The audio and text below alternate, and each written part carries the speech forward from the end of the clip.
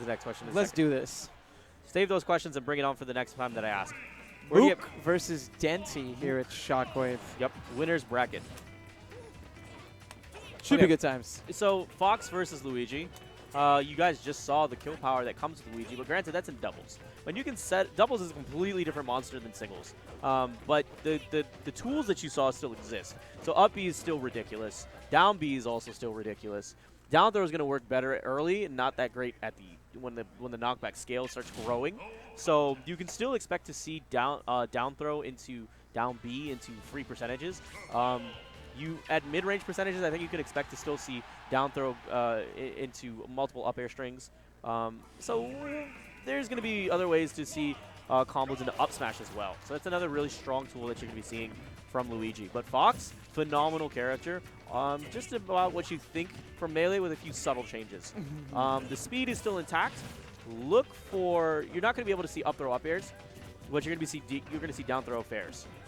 This is going to be really big in this matchup is the spacing of Mook's aerials overall, in particular with the Nair, which is what he's primarily going to be coming in with. He needs to ensure that he's overshooting them because for Denti, all he's looking for are the grabs off the shield. So for Mook, if he doesn't overshoot the Nairs or space them correctly, then they're going to result in a shield grab. And after that, Denti's going to be really putting on a lot of punishment. Punish him, please, for that dash attack. Thank you. Okay, good punishment. Up tilt up air is the thing, though.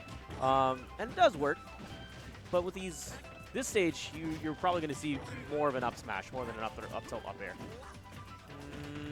Interesting, good dashing grab, and now he's holding to this edge of the stage. Down smash is still really good because you still have those hitboxes that are right below him, and you can kind of sit at the edge and kind of peek something over. So if they overshoot it, you still get hit by that. But those Dakuses are what is going to dominate in neutral as soon as you get them to those higher percentages. Because it's that moment of you saying, I feel like you're not going to shield here, I feel like you're just got done rolling, or you're just about to spot dodge. Man, yeah, that up smash was so good from Mook. And that's a really big thing, too, is I'm curious with this patch as to how Denti's going to be closing out these stocks primarily. Ooh. He's just below him when he nearly hit that up air, though. I think that exchange illustrated a lot as well. Notice how little Fox gets overall from grabs. And for that, what you can say from that overall is the fact that Denti is going to be finding a lot of utility from the shield in general to deal with some of the aggressive pressure and rush down that we're going to be seeing from Mook in this set. Ooh, dash forward, spot dodge. Okay, cool. That's a good finish. So 71%, not a big difference right now. It's getting bigger. It's getting a lot bigger. Trying to go for melee-esque follow-ups with those up throw up airs, but not working out for him.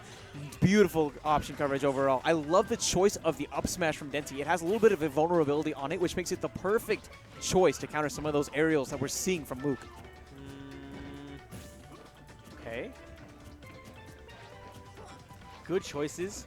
Good stuff moving around outside these options, waiting at the edge. There it is. That's what I'm talking about, that down smash. As soon as he peeks his head over the edge, boom, down smash. They're done. Oh, and as soon as he drops that shield, boom, up smash. Mook taking game one. Pretty solid overall. Yeah. Okay. Yet again, both stocks falling to that dash up smash. That is the primary thing that Foxes want. That is the kill option. So, and I don't blame you for getting hit by it because it's them essentially guessing you're going to drop shield now. You're going to dash now. You're going to roll now, right? And if you can have that thought, that idea that this is where I'm at, and just threaten that space. The inception option. Yeah, exactly. Plant the idea. And honestly, I think a big part of that last game was the fact that we didn't see too many grabs from Denti overall, right? Yeah. Denti didn't have that much of an opportunity. Primarily, you can use things like the fireballs to kind of condition your opponent to getting the shield a little bit more, which will result in those grabs. But Denti didn't have a time to start the fireball game because of how rushdown-oriented Fox as a character is overall.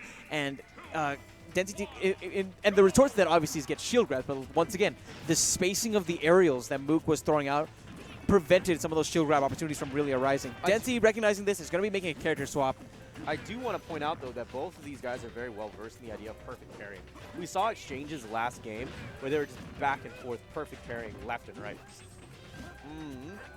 Okay, still staying safe, still staying up there. These up tilts can be comboed into, and there's other ways that you can use up tilts and combo into fairs or up airs. Oh, and that was interesting. You know, based on the number of perfect shields and what they do afterwards, like the perfect parry, Mook decides to go for the full sequence on the jabs. That way, the minute that Denti dropped his shield, he'd be eating another attack. Ooh, excellent. Full time. He ran entirely across the stage and then got the grab out of it, but no conversion into bouncing fish. And right now, Denti is just thinking to himself, how am I going to land bouncing fish? Or how am I going to back throw this dude? For Mook, I'm curious as to how the last exchange is going to affect him. The down smash is going to be affecting him in the way that he's going to be taking the first stock. But think about this. Denti went for the bouncing fish, whiffs it. Mook tries to go for the Firefox, and then gets clipped by Denti's nair, right? So I think that might change up maybe some of Mook's patterns to the point where he might go for the side B instead, and Denti might utilize that time potentially to get another punish on Mook. Oh, he tried to down smash again. He was a bit too early, and that's when you saw Denti drop down passive. He tried to jab confirm to up smash.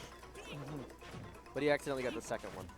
You can't do 1-2 infinites, though. You could do 1-2 into up smash, though. You can do 1-2, 2 up smash, that is correct. But it's easier to just do jab up smash, because it's a quicker... Because if you can hit that jab, there's less of a chance that... Why put out the extra attack that could potentially mess up? So you just do jab and buffer up smash. Man, I'll tell you what, Mook is looking pretty stellar overall right now. Done. Oh, that's twice now. That's twice that Mook has been caught firefoxing a little too close to the stage, and Denti's been right there so consistently to punish Mook for it. And at that high of a percent, the fair, you know it's going to KO, especially against a light character like Fox. Up tilt from Mook, no back air afterwards. Waiting so patiently, getting the grab, but he's not going to be netting too much from it. Denti maybe with a chance now. Great string on stage. Scooped up by that up tilt. Mook is playing really well. Yeah. He's using up tilts really well. He's using his aerials, stringing them together quickly. He's taking them back and forth across the screen, but he's also maintaining advantage. He's not overcommitting. He's doing things that are safe, or he's doing things that are smart, and that he can poke with and then dash away to make sure that Denti would have to make some sort of a commitment afterwards. Ooh. Grab. There it is. Oh my god. He brought that back. Where's Neighbor? Neighbor views he was coming right now and be like, that's why you ban Smashville when you're playing against a Sheik. That's what he would say right there. That's exactly what he would be saying. Denti, excellent utilization of the platform overall, and the fact that he used that grab in there to ensure that the platform would be as close as possible before launching and then connecting with that fair. Wonderful. Wonderful. This is what happens when you drift too far off the side of the stage. Doesn't matter what percentage you're at. Doesn't matter who's in the lead. All that matters is that they have you in their claws, and they're going to throw you into this blast zone. Oh, man. You can be at 20. You can be at 120. You touch that blast zone, it's Coitons. Man, I lied, Neptune. That was actually the big, meaty claws. Big meaty claws. Yeah, going for the rapid jabs is Sheik. I think that might have actually been an error. Sheik's rapid jabs, pretty easy to get out of. You can D out of them relatively easily, and in that case, Mook was able to just put the bubble up, make sure that he was relatively unscathed after Denti threw out that torrent of attacks. Good shielding once again from both of these players. Mook getting the grab, but keep in mind, Mook's not going to be getting too much off of grabs in this matchup. He needs to be connecting a lot with these aerials more than anything else. Put on up the percentage a little bit with that back air. Not sure how I felt about that up smash. I think that may have either been like a bait that he just did a little bit too early or just a missed input.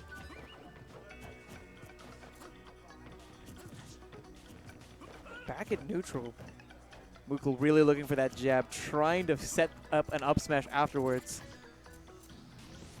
Okay, now you have Denti back in positioning and hoping to see if you can get hands on him. Both of these guys up off the top. There he goes. Now look for Mook to try to see if he can find those up airs, or he can try to find those up smashes. He might try to look for that moment that Denti drops shield and then goes into the dash up smash. Now granted, Denti knows that that's what he wants. That's the easiest way to finish the stocks. So what he's going to do is try to bait him into scenarios that he can just get extra percentage or get position off of. And look at him getting that extra percentage with that forward here. Really good option for bringing on the percentage. And the up smash is going to be taking that percentage and converting it straight into a stock. But Denti right back on the offensive. Nice by Mook, actually jumping back.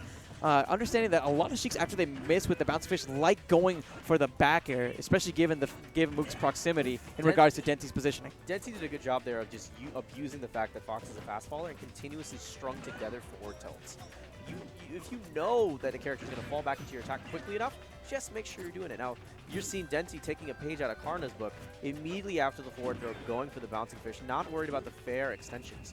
The best way to think of this is I'm going to go for the guaranteed damage versus I'm going to go for the guaranteed hit versus the potential damage. And it's making the choice between the two and actively going for them. Actively building percentage, actively going for the guaranteed stuff. And speaking of actively building percent, that's exactly what both of these players have done. Mook has brought this back slight lead in his favor. Now that's the side B that's different with Fox this time around. Side B has very little landing lag, so you can use that as a way to traverse the stage, potentially get a single free hit. Or bailout opportunities even, if you're stuck in the corner. And Sheik is not a very heavy character, which means Denti is in KO percentage. Mook's going to be getting a grab, but definitely not going to be finding much of it aside from that stage control. Oh man, he whiffed the up smash. He had the read on what Denti was going to do off the ledge, and he overextended. He mispositioned himself. And then he tried to make up for it using the up smash, guessing that Denti would reposition himself as well, and Denti did it. He just stayed in shield and said, I am going to now finish you. And he was kind of close to the blast zone. That combined with the F smash, along with the fact that Fox is very light in this game, classy, yeah, made it so that Denti able to clutch out 2 games in a row to take the set 2-1. I'm really impressed.